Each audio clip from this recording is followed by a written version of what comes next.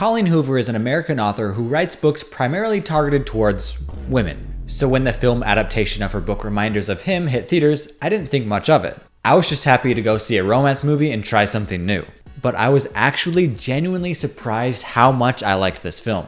And while Colleen Hoover's book audience is 90% women, my channel is the opposite. I have to say, bros, if you like good stories, you might want to give this one a shot. Now, before you say no way, let me explain why. Reminders of Him starts out by introducing us to Kenna. She's just gotten released from jail and is starting to rebuild her life. We aren't shown exactly what happened to make her end up in jail, but we find out that even after she's released, she's unable to see her 7-year-old daughter. And this is where the heart of the movie is. Yes, there is a romance going on in the background, but the tension and the character moments that deal with Kenna being away from her daughter are really strong. I found myself crying at certain parts in the film. The acting in this movie is top notch, and it's a good thing that it is because the script is lacking just a little bit. I think that mainly comes from adapting the movie from a book. I would bet that the book has a lot of moments where the character is just ruminating inside her head, and in the movie we don't get to hear that out loud, and the dialogue isn't fleshed out enough to cover that, so it feels a little bit flat. Fortunately, the acting makes up for that because I thought it was really real.